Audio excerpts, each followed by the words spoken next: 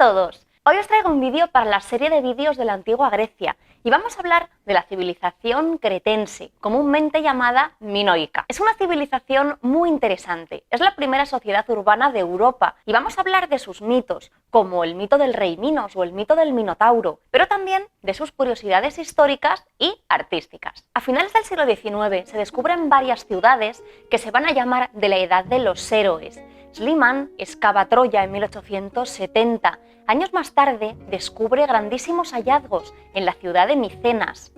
Y siguiendo los pasos de Schliemann, ya que era gran admirador suyo, Arthur Evans va a excavar las ruinas del palacio de Knossos en Creta. Y como estaba tan apegado a las leyendas, cuando ve estos restos tan laberínticos, él va a pensar enseguida que estaba ante la morada del rey Minos y aquel laberinto del Minotauro. ¿Y quién era el rey Minos? Para comprenderlo, nos tenemos que remontar a otro mito, que es el mito del rapto de Europa. Europa era una joven princesa fenicia de la que Zeus se había enamorado. Pero para conquistarla, él decide adoptar una forma distinta a la humana. Un día, Europa estaba en la playa jugando con sus amigas cuando se va a aparecer ante ella un hermoso toro blanco. Ella comienza a acariciarle y como parecía bastante manso, pues en cierto momento se sube a su lomo. Y este es el momento que Zeus aprovecha para salir volando con ella subida hasta la isla de Creta. Este es un mito que aparece muy dulcificado en muchas obras de arte, sobre todo si tenemos en cuenta que ya en Creta Zeus la secuestra, la mete en una cueva y tiene 3 hijos con ella, y uno de ellos sería Minos. Vemos así que Minos es un rey mítico y sabemos muy poco de él. Pudo ser un rey, pudieron ser 2, o quizá es que se fue llamando Minos a todos los reyes que hubo en Creta. Además, las fuentes dicen cosas muy distintas acerca de él. Según unos, Minos fue un rey muy benévolo que además posibilitó todo el comercio que hubo entre Creta, Egipto y Próximo Oriente, y según otras fuentes, fue un rey déspota que era el que se encargaba de reclutar los 14 jóvenes que le servían de alimento al Minotauro cada año. Yo os voy a contar el mito del Minotauro. ¿De dónde sale esta criatura? Cuando Zeus se marcha, Europa se va a casar con el rey de Creta, que era Asterión, y cuando Asterión muere, se inicia una disputa entre los hijos que habían tenido Europa y Zeus. Minos va a pedir ayuda al dios Poseidón y este le va a enviar un toro blanco, a condición de que le sacrificara en su honor. Pero Minos decide engañarle y sacrificar en su lugar otro toro. Por supuesto, Poseidón se entera y lo que va a hacer es vengarse lanzándole una especie de maldición a la esposa de Minos, que era Pasífae, y va a hacer que ella sintiera una pasión incontrolable por ese toro blanco que le había mandado a Minos. Y aquí entra en juego Dédalo, que era un artesano que hacía unas esculturas perfectas. Se decía que eran tan reales que había que atarlas por la noche para que no salieran corriendo. Pues va a ser Dédalo el que le construye una vaca a Pasífae, con el objetivo de que ella pudiera meterse dentro y de esta manera colmar su pasión por el toro. Y de esta unión entre Pasífae y el toro blanco nacería el Minotauro, un ser monstruoso con cabeza de toro y cuerpo de hombre que tenía que estar oculto. Y por eso Minos le va a encargar a Dédalo que le construya un laberinto. El laberinto por el que iban a vagar las 7 chicas y 7 chicos con los que cada año se alimentaba el Minotauro. Y así sería hasta que Teseo lograra acabar con él. Y ahora que ya hemos explicado los mitos, vamos a hablar de historia y de lo que sabemos de verdad.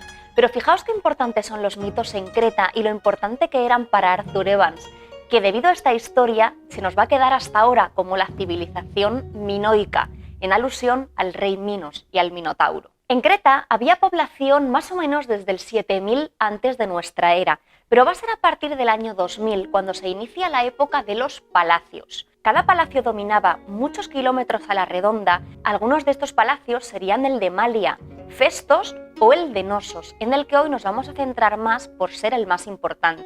Las excavaciones en Knossos fueron objeto de una gran polémica, y es que allí se hizo una de las restauraciones más controvertidas de la historia.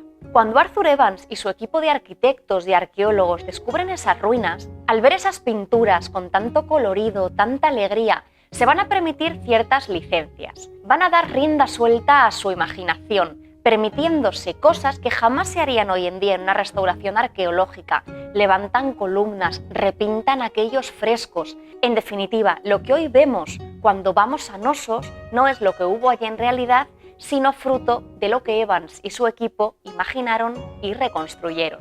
En Creta va a haber una economía palacial, es decir, todo dependía del palacio. El palacio era el centro administrativo, económico, político, religioso, y el rey era una especie de rey sacerdote, respetado por todos, era un símbolo para toda la sociedad y estaba a la cabeza de ella. Todos los habitantes de Creta estaban obligados a dar un excedente de sus cosechas y allí en el palacio era donde se distribuían, tanto a la población como aquel excedente que se utilizaba para comerciar con Egipto o con Próximo Oriente. Se encontraron en el palacio numerosas estancias, ya que había prácticamente 2000 habitaciones, almacenes, talleres con muchísimas phytoi, es decir, una especie de vasijas o recipientes donde se almacenaba todo, los cereales, el vino, el aceite. Todo indica que era un palacio bastante lujoso que demostraba así la existencia de una sociedad de clases en Creta, ya que toda la vida y todo el lujo, todo lo hallado en definitiva, se encontraba ligado al palacio. No tenemos restos arqueológicos de la vida cotidiana de otros grupos, como campesinos o artesanos fuera del palacio. Como cada vez la administración del palacio, la administración económica, se fue haciendo más complicada, se creó un tipo de escritura, una escritura que conocemos como lineal A y que aún no ha sido descifrada. Se encontraron muchísimas tablillas con esta escritura y lo que se sabe es que tenía fines comerciales. Se distinguen números, se sabe que eran especies de inventarios para controlar todo lo que se almacenaba en el palacio. Pero la mayor tristeza para Arthur Evans fue morirse sin lograr descifrar esta escritura, ya que a este objetivo dedicó gran parte de su vida. A mediados de los años 50 se descifró el lineal B, que era la escritura de la cultura micénica, pero el lineal A, como decía, todavía no ha sido descifrado. Cuando hablamos de la civilización minoica, siempre tenemos que hablar de estas figurillas de mujeres con serpientes que quizá hayáis visto en alguna ocasión, y es que es uno de los símbolos más icónicos de esta cultura. Representan a mujeres que pueden ser diosas o quizá sea un símbolo de la fertilidad, la fecundidad, y las serpientes que lleva en las manos aluden a lo importante que era en estos tiempos para la religión la presencia de la naturaleza. De hecho, muchos ritos se hacían al aire libre, en las montañas y los bosques. Otra parte fundamental de esta cultura son los frescos que adornaban las paredes del Palacio de Nosos. Son el primer ejemplo de pintura al fresco que se conoce y nos aporta información sobre muchísimas cosas. Las diversiones de la época, la vida cotidiana, la ropa que llevaban. Eso sí, tenemos que pensar que nos están reflejando a una élite y no al grueso de la sociedad. Y también que muchas de ellas están restauradas e incluso cambiadas de sitio, como es el caso de este fresco de los delfines que estaba en el Mégaron de la reina, como si fuera el salón del trono, y sabemos que estaba en el suelo cuando se encontró originalmente, pero que los restauradores del equipo de Arthur Evans lo pusieron aquí arriba. Uno de los frescos más famosos son las damas en azul o el del salto del toro. Nos mostraría una taurocatapsia o este salto del toro. Se desconoce si era una especie de ritual religioso o quizás simplemente de un juego. Saliendo de Creta, otro yacimiento donde se encontraron muchísimas cosas de esta cultura fue Akrotiri. El yacimiento de Akrotiri se encuentra en Santorini y a diferencia de Nosos, donde veíamos un palacio, en Akrotiri tenemos una ciudad. Es una ciudad que según los restos sorprendía por su modernidad, pero hoy la tenemos completamente en ruinas, algo que se debió a la erupción del volcán de cera. Aquí se encontró muchísimo arte, muchísimos frescos, hasta el punto de que a Akrotiri se le ha llamado la Pompeya del Egeo, salvando las distancias y las diferencias, ya que Akrotiri es mucho más antigua que Pompeya, es del siglo XVII antes de nuestra era, y que aquí no se encontraron cadáveres, ya que la gente vio venir el desastre y tuvo tiempo de salir. De hecho, salieron con sus posesiones. No se encontraron en Akrotiri más que objetos o mobiliario doméstico.